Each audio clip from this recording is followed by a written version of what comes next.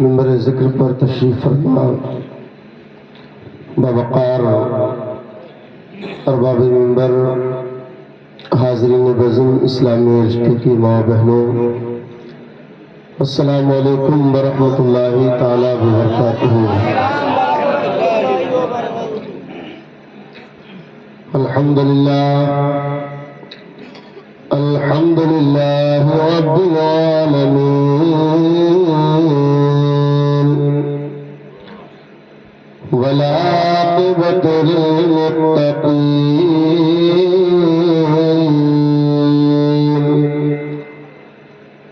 والصلاة والسلام على سید الانبیاء والمرسلین،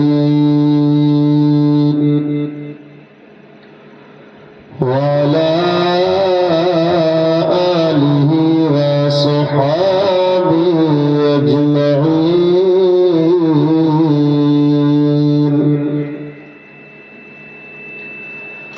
اما بعد فاعوذ باللہ من الشیطان الرجیم، بسم اللہ الرحمن الرحیم۔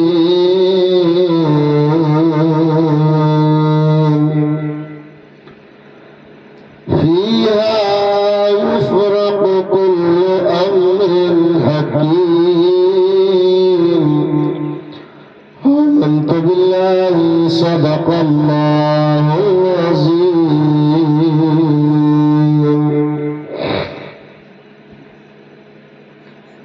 بکار خشعران مغثنی یا رسول اللہ، پریشانم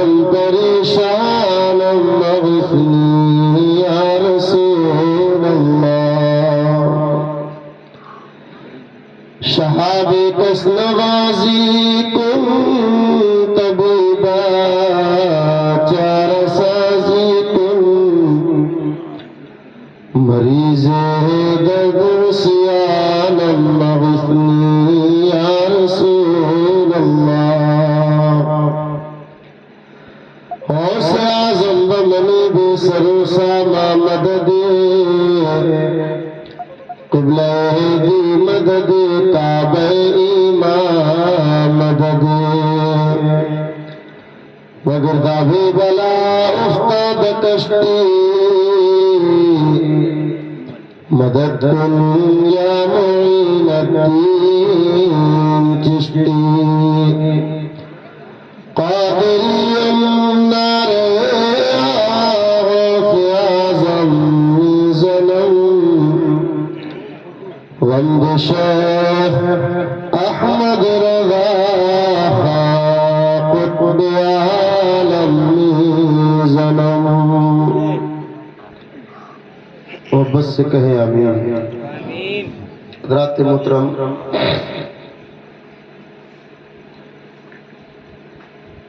سر شام سے آپ یہ پروگرام سماعت کر رہے ہیں، جس میں آپ نے بھی مجھ سے قبل شہنشاہ ترنم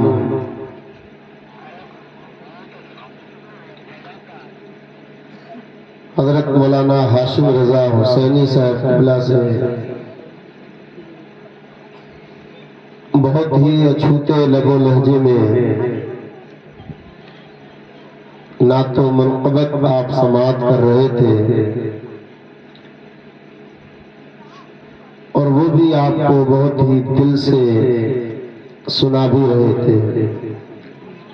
وہیں پر آپ نقیب اہل سنت حضرت مولانا فیضان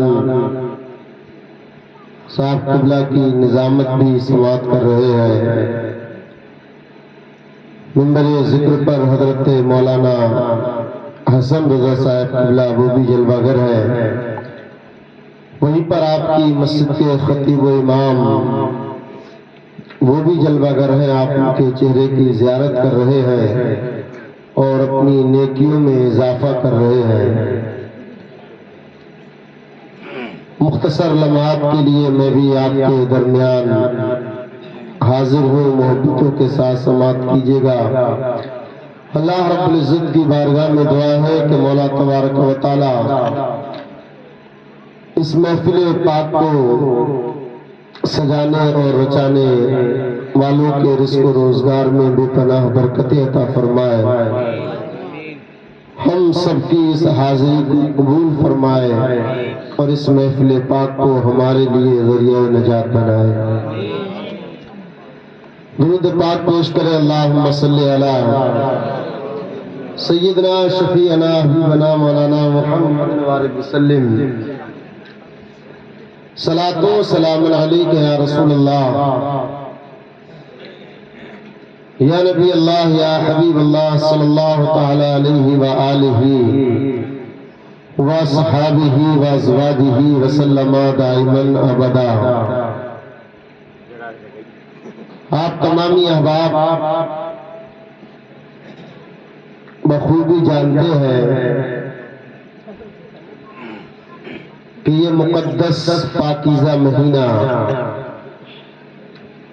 جو ہمارے اور آپ کے درمیان جلوہ گر ہے،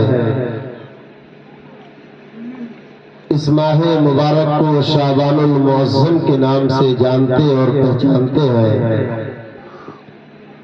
اور اس ماہ مبارک کے فوراً بعد رمضان المبارک کا مقدس رحمتوں اور برکتوں والا مہینہ ہمارے سامنے آنے کے لیے تیار ہے، لیکن یہ جو مہینہ ہمارے اور آپ کے درمیان جلوہ گر ہے، اس ماہ مبارک کی بڑی فضیلت اور اہمیت بیان کی گئی ہے۔ کل آنے والی شب جس کو ہم اور آپ شب برات کے نام سے جانتے ہیں، یہ بہت ہی عظیم رات ہے جس کے تعلق سے اللہ رب العزت ارشاد فرماتا ہے، فیہا یفرق کل امر حکیم۔ اللہ فرماتا ہے کہ اس مقدس رات میں ہر حکمت والا کام تقسیم کر دیا جاتا ہے۔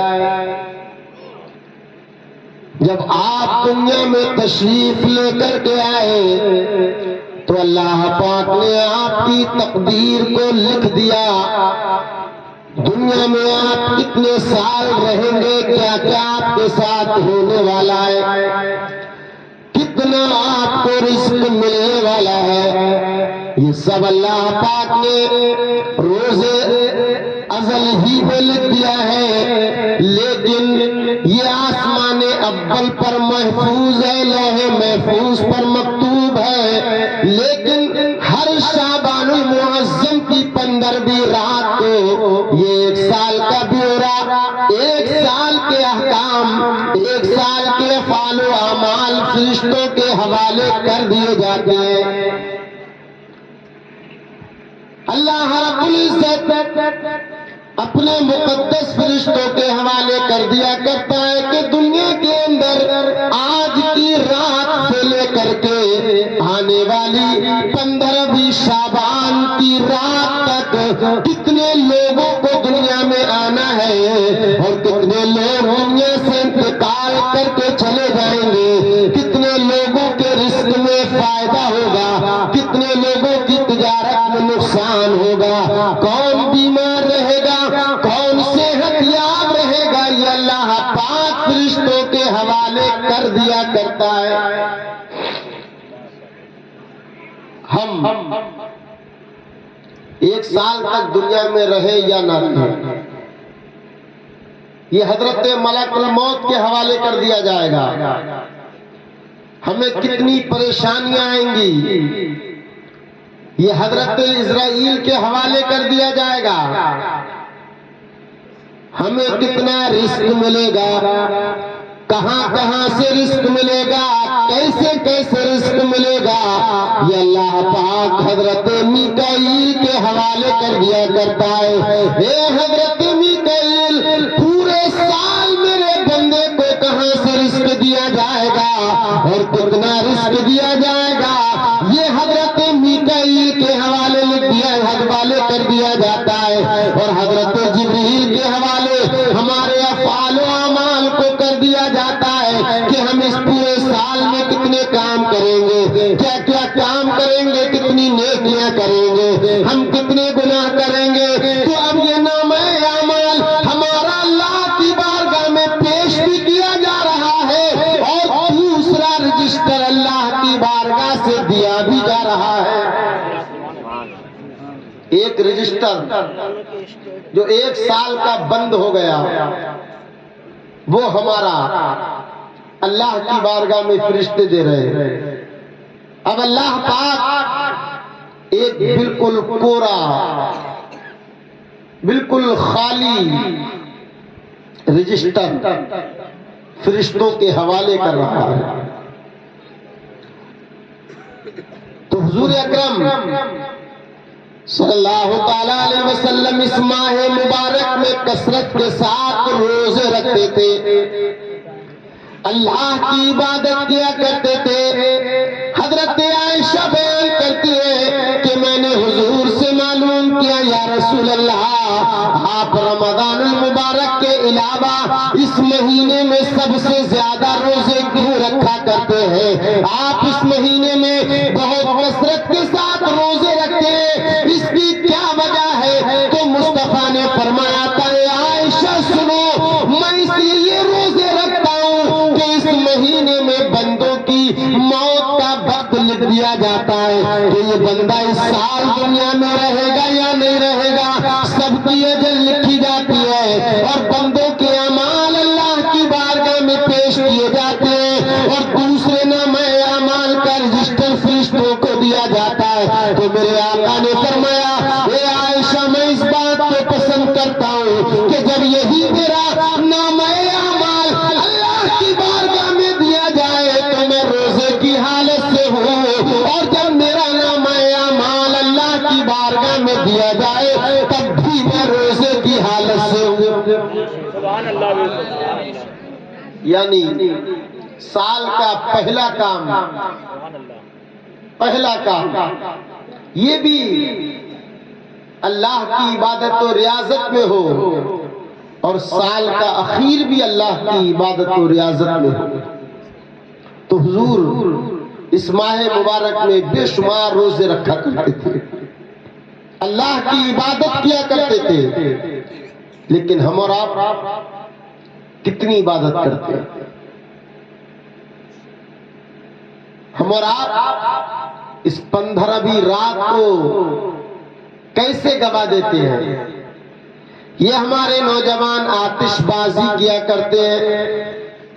کوئی نوجوان پٹاخے چھوڑتا ہے، کوئی موٹر سائیکلیں نکال کر کے ان کے سلینسر بجاتا پھرتا ہے.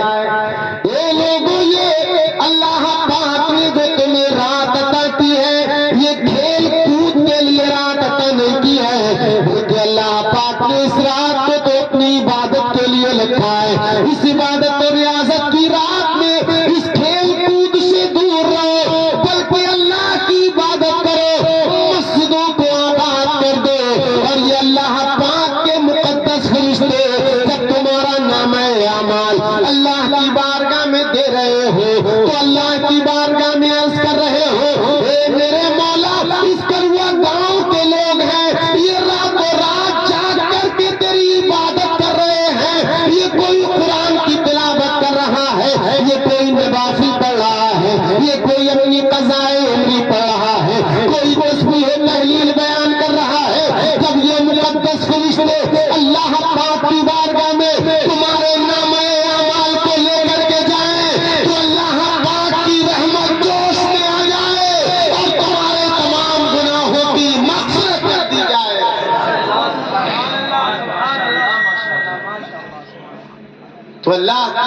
میں اس رات عبادت کرو، قرآن عظیم کی تلاوت کرو۔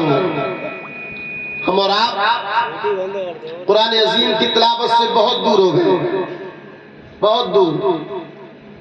کتنے ہم میں ایسے لوگ ہوں گے جو قرآن پڑھنا ہی نہیں جانتے ہوں گے۔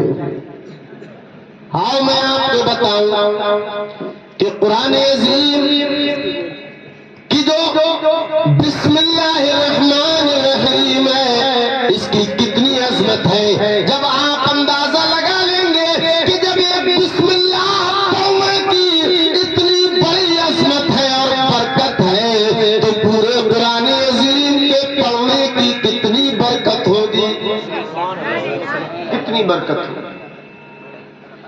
حدیث پاک میں آتا ہے کل امر ذی بال لم یبدا بسم اللہ فہو اخطا، کہ ہر اچھا کام اللہ کے نام سے شروع کرنا چاہیے۔ حدیث پاک میں آتا ہے کہ کھانا کھاؤ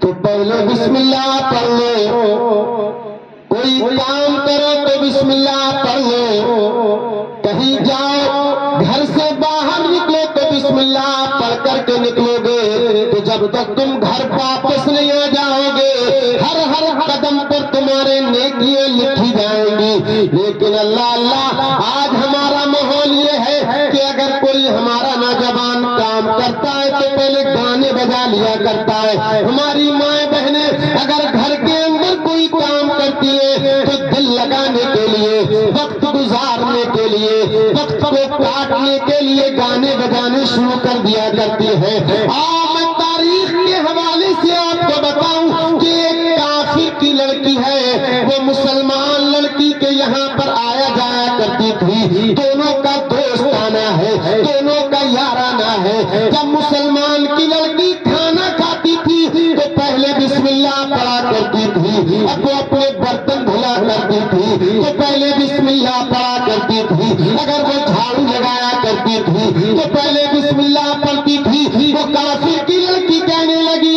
اے میری سہیلی یہ بتاؤ، اے میری بہن تم یہ بتاؤ، جب تم کوئی کام کیا کرتی ہو تو تم یہ بسم اللہ کیوں پڑھا کرتی ہو؟ کھانا کھایا کرتی ہو تو پہلے بسم اللہ کیوں پڑھا کرتی ہو؟ تو مسلمان کی لڑکی کہنے لگی سنو سنو، میں بسم اللہ اس لیے پڑھتی ہوں کہ ہمارے آقا فرماتے ہیں، شمس الضحیٰ نے فرمایا ہے، بدر الدجا نے فرمایا ہے، ختم الرسل نے فرمایا ہے، امام الانبیاء نے فرمایا ہے کہ جب کوئی مشکل بھرا کام بسم اللہ سے شروع کیا جائے تو اللہ پاک اس کام میں آسانی پیدا فرما دیتا ہے۔ مشکل بھرا کام، اور کہا تو جب کھانا کھاتی ہے تو بسم اللہ کیوں پڑھتی ہے؟ تو کہا میں بسم اللہ اس لیے پڑھتی ہوں کہ اللہ پاک اس کھانے میں برکتیں عطا فرما دیتا ہے، برکت۔ تو وہ کافر کی لڑکی کہنے لگی کہ آج سے یہ بسم اللہ تم مجھے بھی سکھا دو۔ اس نے اس کو بسم اللہ سکھا دیا۔ جب یہ لڑکی اپنے گھر پہنچی تو اس نے بسم اللہ الرحمن الرحیم پڑھا، کھانا کھایا تو بسم اللہ پڑھا، برتن دھلے تو بسم اللہ پڑھا، کوئی کام کیا تو بسم اللہ پڑھا۔ گھر میں ماں باپ نے کہا ہے میری بیٹی یہ تو مسلمان کام کرتے ہیں، یہ تو کیوں کر رہی ہے؟ تو جو ماں گھر میں تھی اس نے کہا ابھی ہماری بیٹی چھوٹی ہے، جب یہ بڑی ہوگی خود بخود چھوڑ دے گی۔ تو اس موقع پر میں یہ آپ کو بتاؤں کہ اگر کوئی بچے غلط کام کیا کریں تو یہ کہہ کر کے انہیں ختم مت کر دیا کرو کہ ابھی چھوٹے ہیں بڑے ہو کر کے سدھر جائیں گے۔ نہیں، جب بچوں کی جو شروع سے عادت پڑ جاتی ہے نا تو پھر وہ بڑھاپے تک نہیں چھوٹتی ہے۔ تو ماں نے کہہ دیا کہ بڑی ہوگی چھوڑ دے، لیکن اب اس کافر لڑکی کے شادی کی تاریخ آ گئی، بارات گھر پر آ گئی۔ جب اس کو رخصت کیا گیا تو جیسے ہی اس نے اپنے گھر سے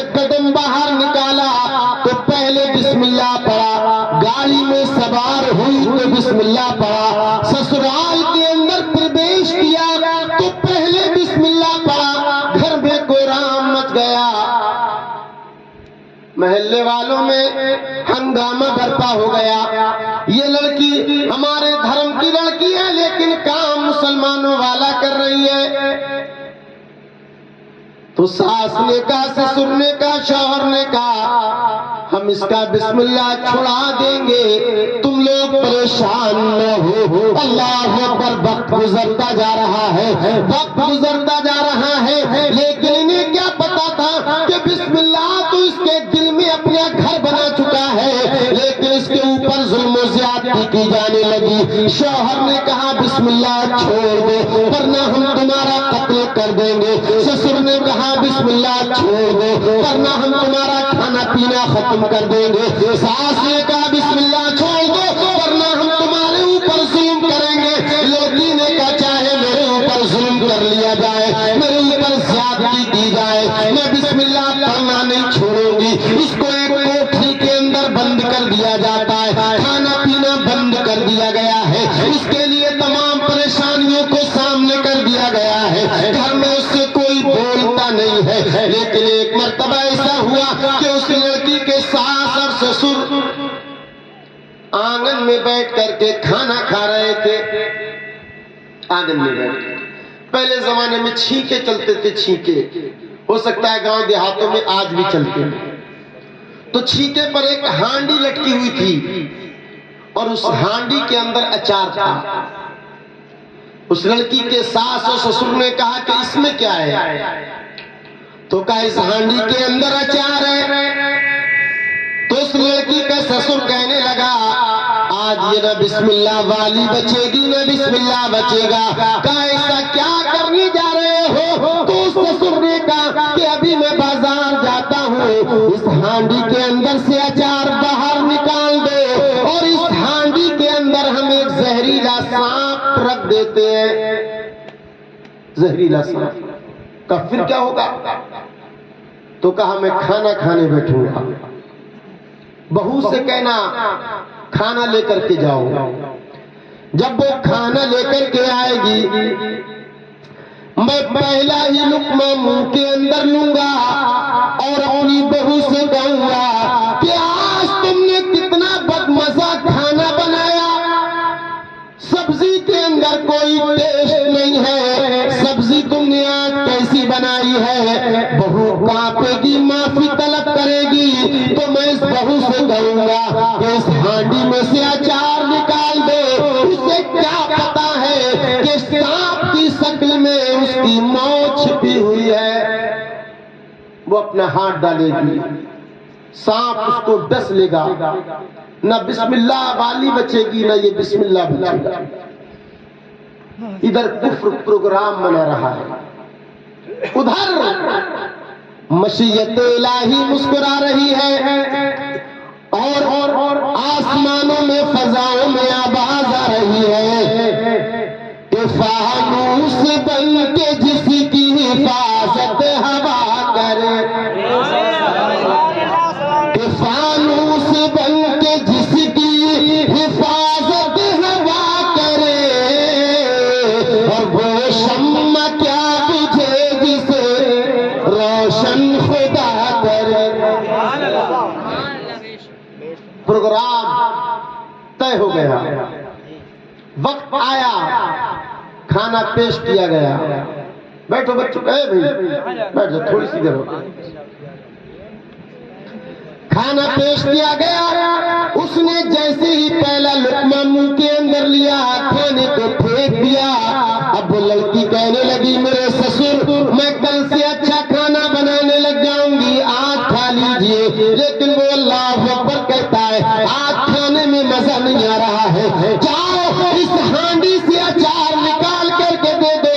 اب وہ لڑکی آگے بڑھتی ہے، اسے کیا پتا تھا کہ اس کے اندر سانپ موجود ہے۔ اس نے اپنے معمول کے مطابق اللہ اکبر جیسے ہی ہاتھ کو ڈالا تو سب سے پہلے بسم اللہ پڑھا، اور جب بسم اللہ پڑھا ہے ہانڈی کے اندر ہاتھ ڈالا ہے۔ دنیا دیکھ رہی تھی، سانس دیکھ رہی تھی، اب اس کو سحر، اب اس کو سانپ ڈس لے گا۔ سسر دیکھ رہا تھا کہ اب یہ مر جائے گی، پورا گھر اس کی موت کا تماشا دیکھنا چاہتا تھا، لیکن اس نے جب ہانڈی کے اندر ہاتھ ڈالا تھا تو بسم اللہ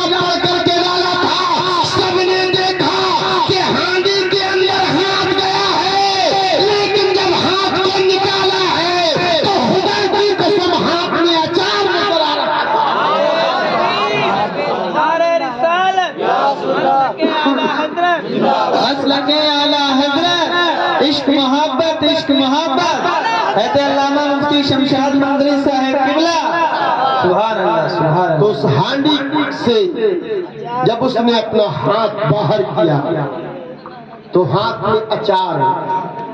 سسر نے دیکھا آنکھیں پھٹی کی پھٹی رہ گئی. شوہر نے دیکھا دیکھتا رہ گیا.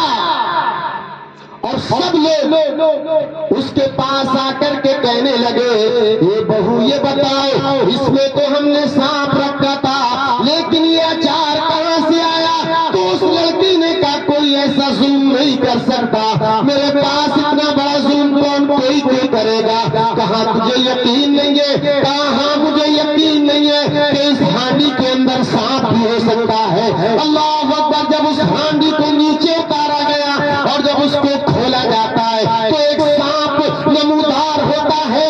جب اس لڑکی نے سانپ کو دیکھا تھا تو وہ لڑکی اپنے ساس اور سسر سے کہنے لگی، اپنے شوہر سے کہنے لگی تھی اے میرے گھر والوں گواہ رہنا، آج میں نے صرف بسم اللہ پڑھا ہے تو اللہ پاک نے دنیا کے عذاب سے بچا لیا ہے. آج سے میں کلمہ طیب لا الہ الا اللہ پڑھ رہی ہوں تاکہ کل قیامت میں اللہ پاک جہنم کے عذاب سے بچا لے.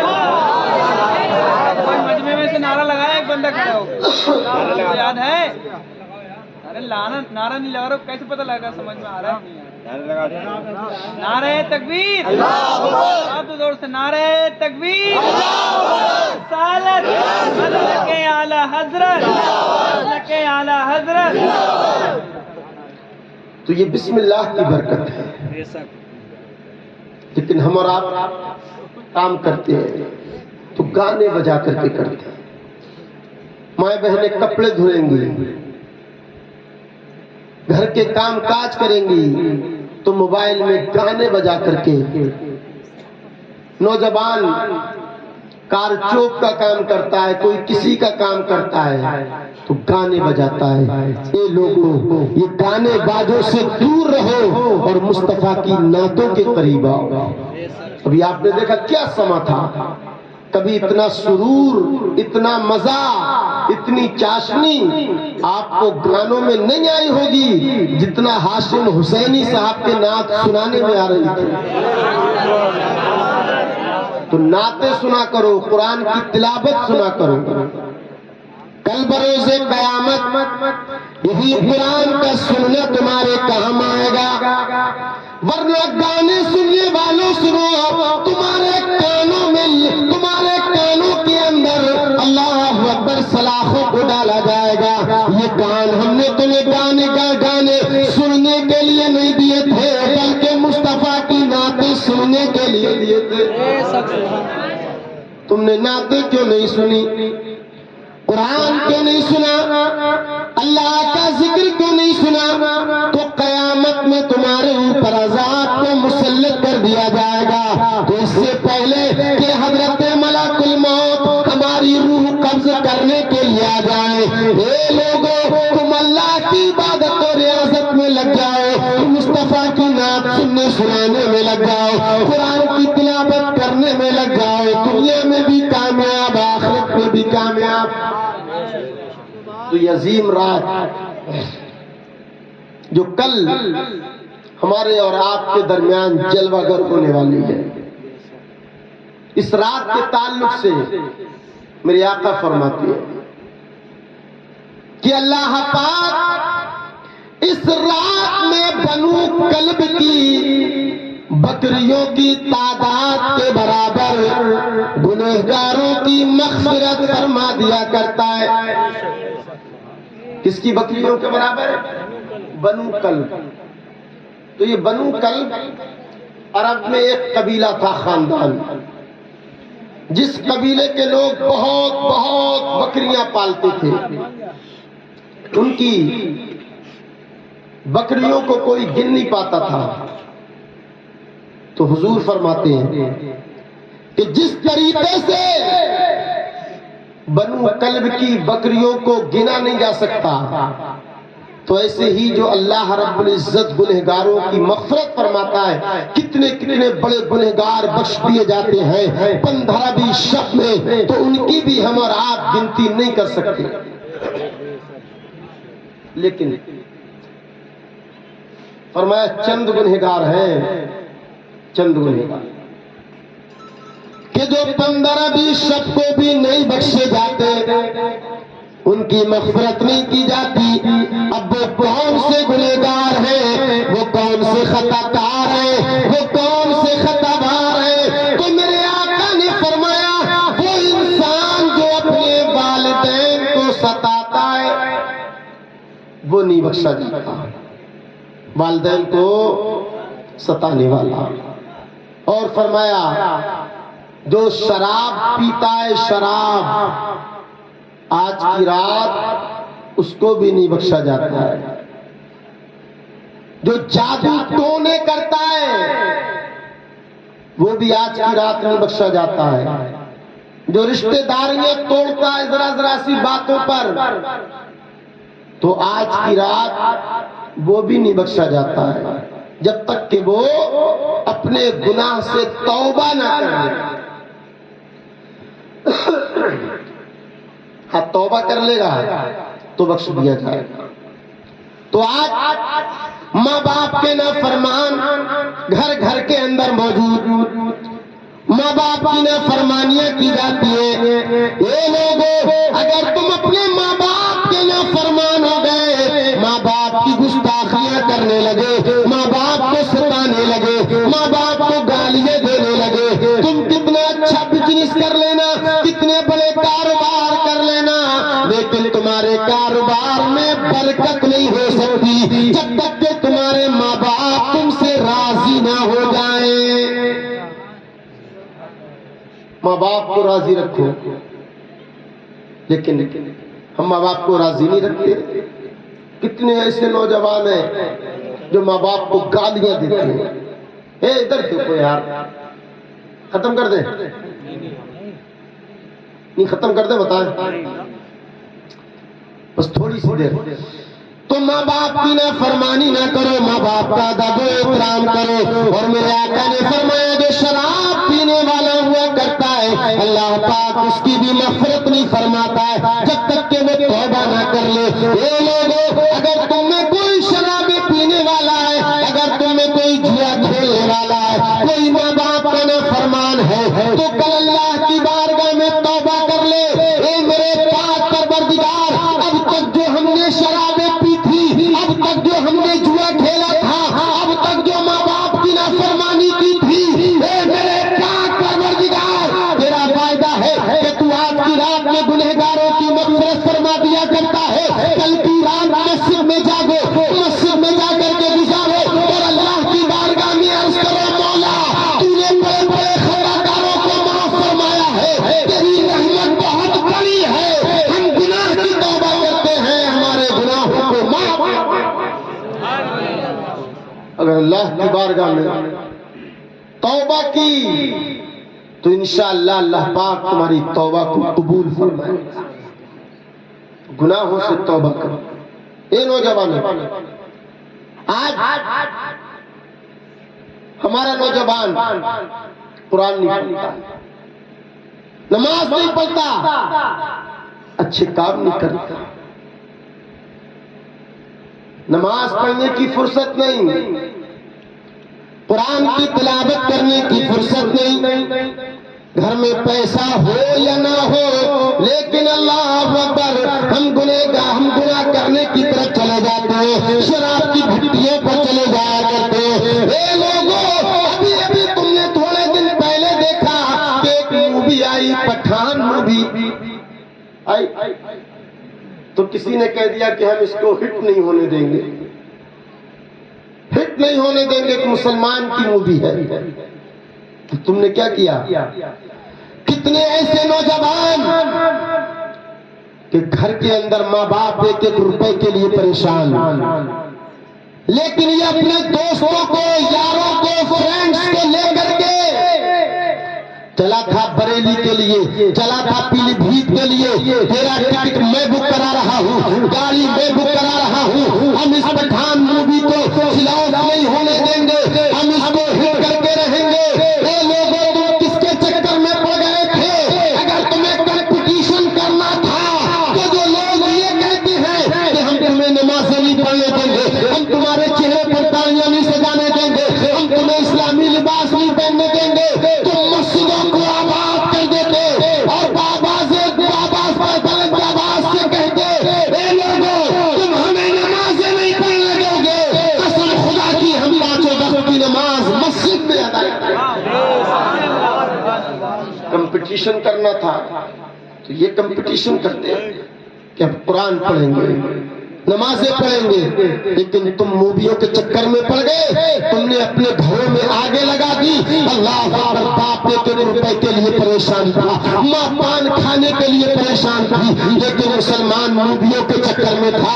اے لوگوں، تم ان کی اتباع کر رہے ہو، جو تمہارے دنیا میں کام آ سکتے ہیں نہ آخرت میں کام آئیں گے۔ اگر تمہیں کسی کو آئیڈیل بنانا ہے، کسی کے نقش قدم پر چلنا ہے، کسی کی اتباع و پیروی کرنا ہے، تو ان گنڈوں کی نہیں، ان سلمان و شاہ رخ کی نہیں، بلکہ کربلا کے امام حسین کی اتباع کر لے۔ اگر تجھے کسی کو آئیڈیل بنانا ہے تو ان کو نہیں، بلکہ بغداد کے غوث اعظم کو اپنا آئیڈیل بنا لے۔ اگر کسی کے نقش قدم پر چلنا ہے تو پیلی بھیت کے شادی بیاہ کے نقش قدم پر چل لے۔ اگر تجھے کسی کو ہیرو بنانا ہے، کسی کے پیچھے چلنا ہے تو بریلی کے اختر رضا کے پیچھے، تاکہ دنیا بھی کامیاب ہو جاتی اور آخرت بھی تمہاری کامیاب۔ لیکن ہم پڑ گئے ممبئی کے گنڈوں کے چکر۔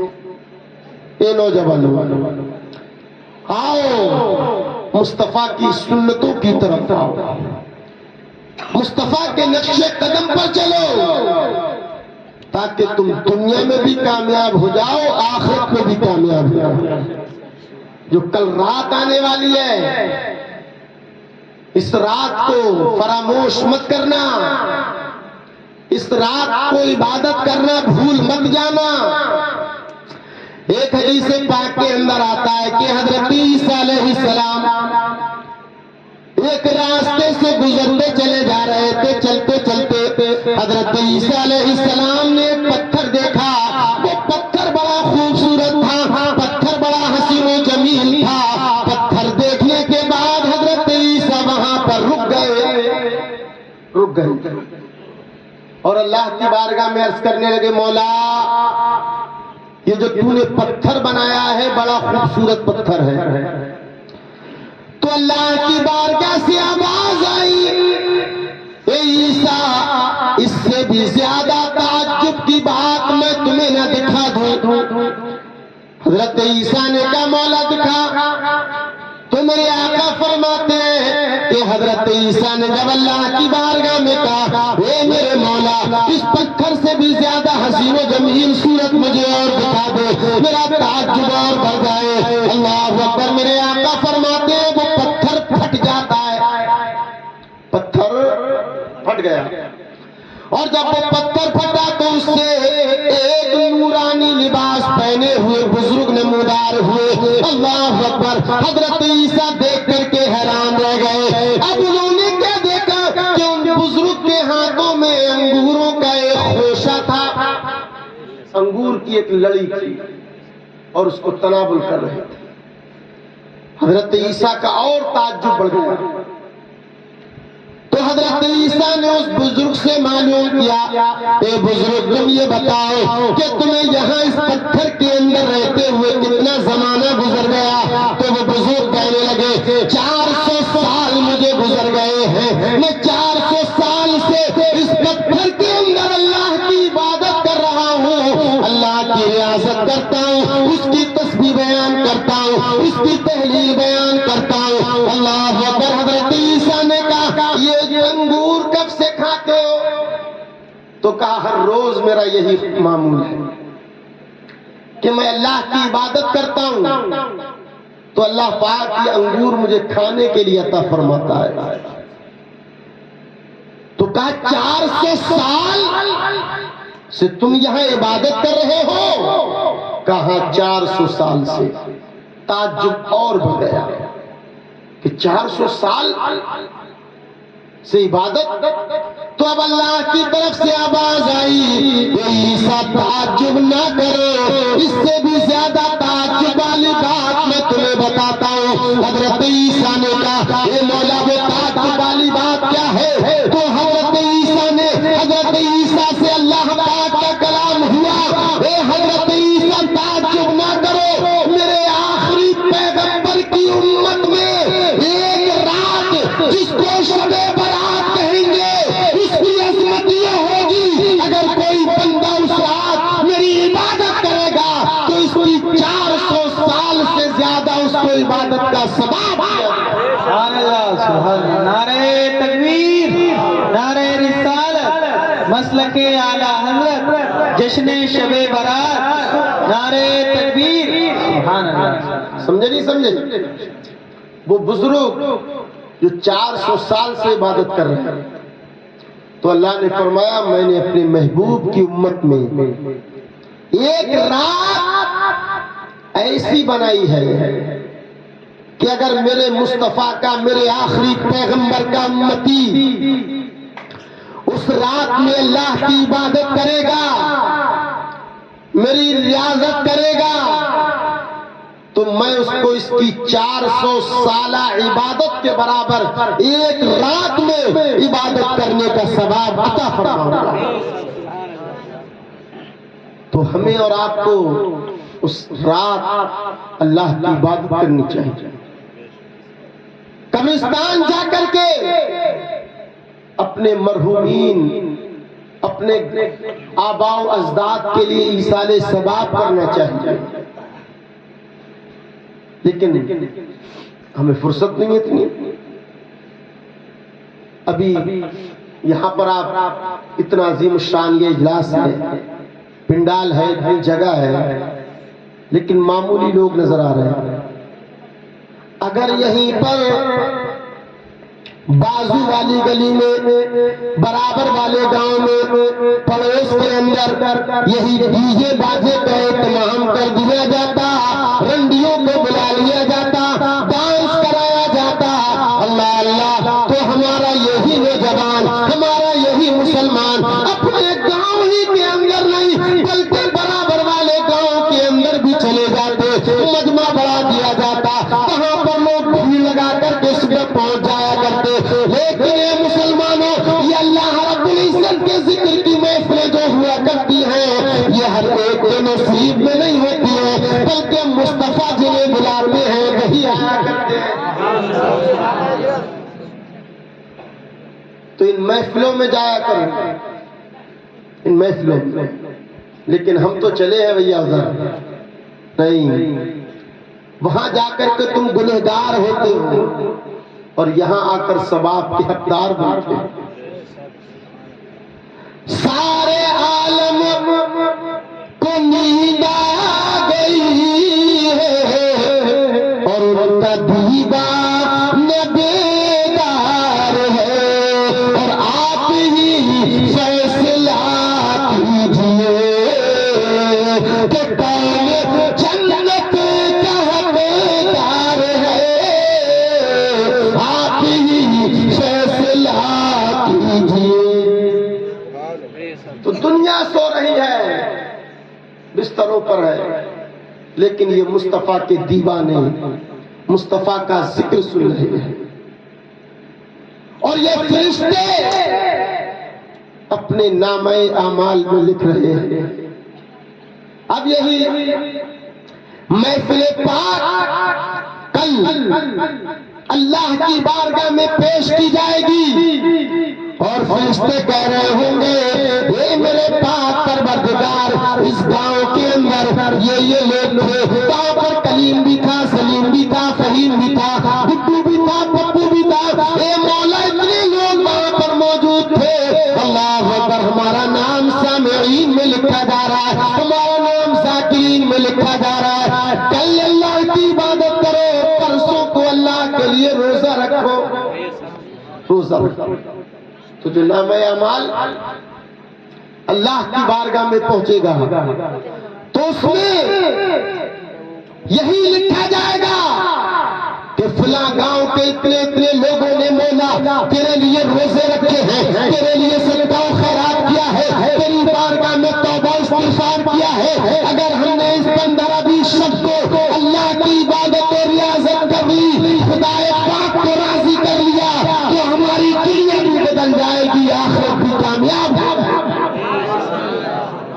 لیکن شرط ہے کہ ہم اللہ کی اس رات عبادت و ریاضت کریں۔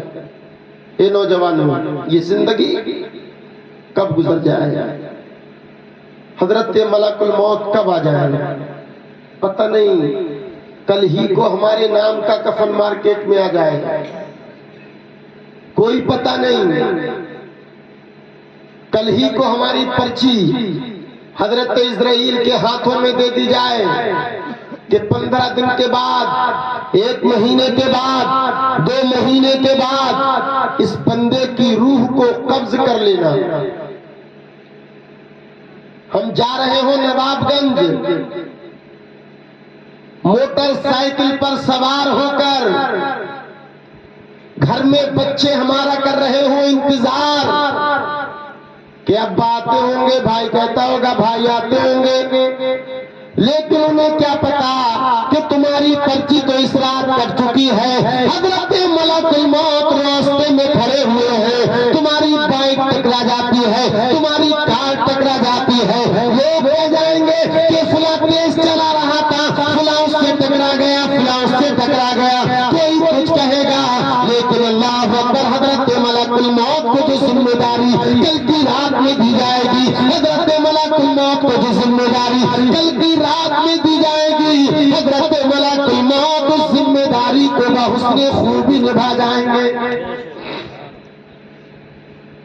تو ایسا نہ ہو کہ ہم شراب پی رہے ہیں اور ادھر کفن ہمارا مارکیٹ میں ہے، ہم جوا کھیل رہے ہو اور حضرت ملک الموت ہمیں گھور گھور کے دیکھ رہے ہو، ہم اللہ کے ہم جو ہے قرآن سے دور ہو، ماں باپ کی نافرمانیاں کر رہے ہو اور حضرت ملک الموت ہماری روح قبض کرنے کے لیے آ رہے ہو۔ اے لوگو، حضرت ملک الموت آئے تو اس عالم میں آئے کہ ہم نمازوں کو جا رہے ہو، حضرت ملک الموت آ رہے ہو، ہم قرآن کی تلاوت کر رہے ہو، حضرت ملک الموت آ رہے ہو، ہماری زبان پر اللہ کی سربے ہو، حضرت ملک الموت آ رہے ہو۔ اس حال میں اگر موت آ گئی تو ہم دنیا میں بھی کامیاب ہے، ہمارا رسول بھی ہم سے راضی ہے، خدا بھی ہم سے راضی ہے۔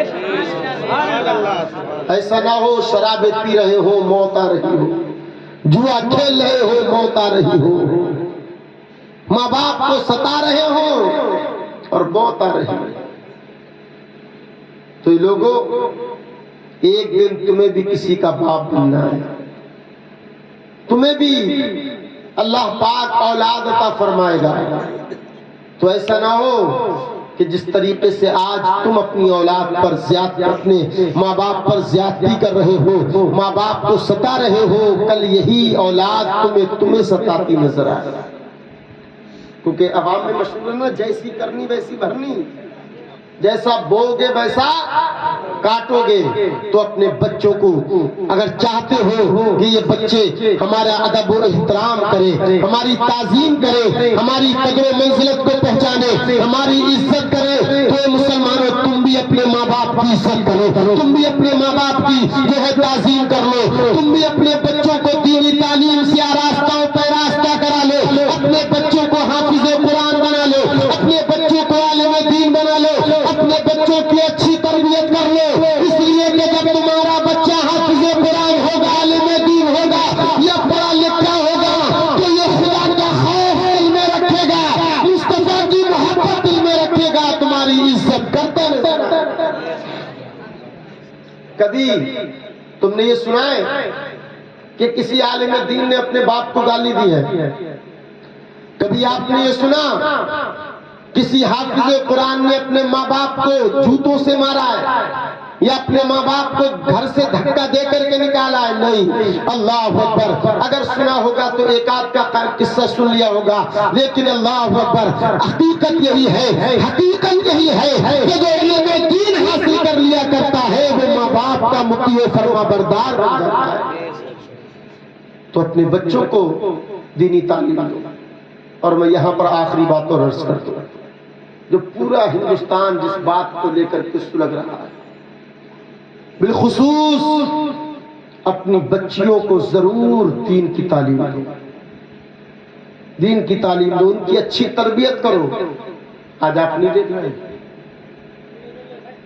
کہ سوشل میڈیا کے ذریعے روز خبریں مل رہی ہیں کہ فلاں مسلمان کی لڑکی ہندو لڑکے کے ساتھ فرار ہوا. پہلے یہ خبریں آتی تھیں کہ نیپال کے اندر، دہلی کے اندر، کانپور کے اندر، حیدرآباد کے اندر، لیکن اب تو یہی خبریں آ رہی ہیں کہ ہمارے گاؤں کے اندر یہ کیس ہونے لگے. ایک رپورٹ کے مطابق اخبار کی رپورٹ کے مطابق پچھلے 4 سالوں میں کتنے 4 سالوں میں تقریباً 40,000 مسلم لڑکیاں غیر مسلم لڑکوں کے ساتھ فرار ہو گئی. یہ کیوں ہو رہا ہے؟ اس لیے کہ ہم اپنی بچیوں پر نظر نہیں رکھتے. اسکول جاتی ہے ہماری بیٹی، کبھی ہم اسکول نہیں گئے پڑھائی کے وقت میں کہ ہماری بیٹی اسکول میں ہے یا نہیں ہے. ہم نے اپنی بیٹیوں کو اکیلے بھیجنا شروع کر دیا. ہماری بیٹی ہر وقت پاس میں موبائل رکھتی ہے. کبھی ہم نے دیکھا اے میری بیٹی یہ بتا، یہ تو اتنا موبائل پر چیٹنگ کرتی ہے، باتیں کرتی ہے، کس سے کیا کرتی ہے، کون ہے یہ؟ تیرا اتنا کوئی کاروبار نہیں، کوئی دھندا نہیں، کوئی تیرا بزنس نہیں، لیکن تو ہر وقت موبائل پر لگی رہتی ہے. اس کی وجہ کیا ہے؟ اے لوگوں، تم اپنی بیٹیوں پر نظر رکھو، اپنی بیٹیوں کو اپنے کنٹرول میں رکھو. ان کے پاس میں اگر موبائل ہے تو اس موبائل کو وقتاً فوقتاً کبھی کبھی چیک کرتے رہا کرو، کبھی کبھی اس کو دیکھتے رہا کرو. یہ تمہاری بیٹیاں کہاں جاتی ہیں اس پر نظر رکھو. اگر آج تم نے حالات کو اپنے ہاتھوں میں نہیں لیا، اگر اس کو کنٹرول نہیں کیا، تو آج جو تم واقعات ادھر ادھر کے سن رہے ہو تمہارے گھروں میں سننے کو مل جائیں گے. کتنی ذلت کی بات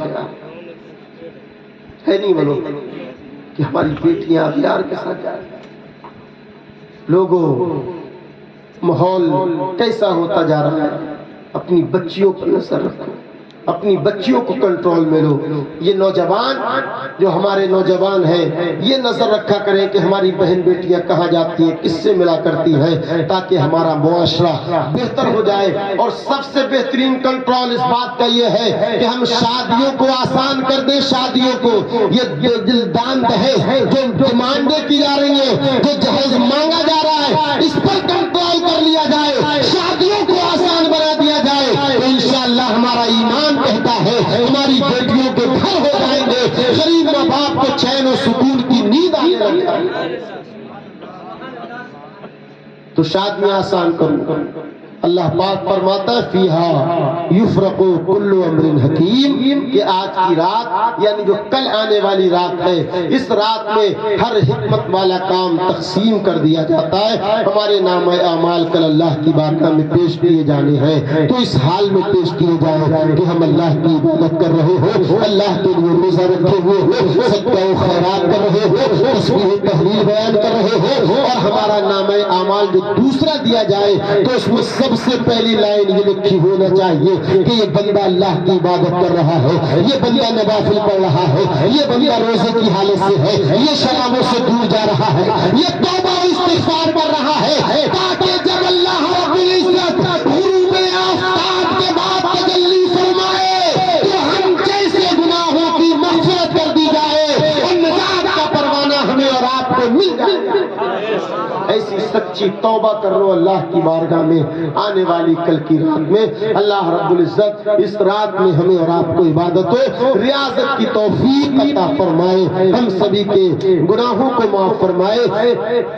اور ہم تمام پر اپنا فضل و کرم فرمائے. کلمہ طیب پڑھے لا الہ الا اللہ محمد رسول اللہ صلی اللہ تعالی علیہ وسلم. السلام علیکم ورحمۃ اللہ.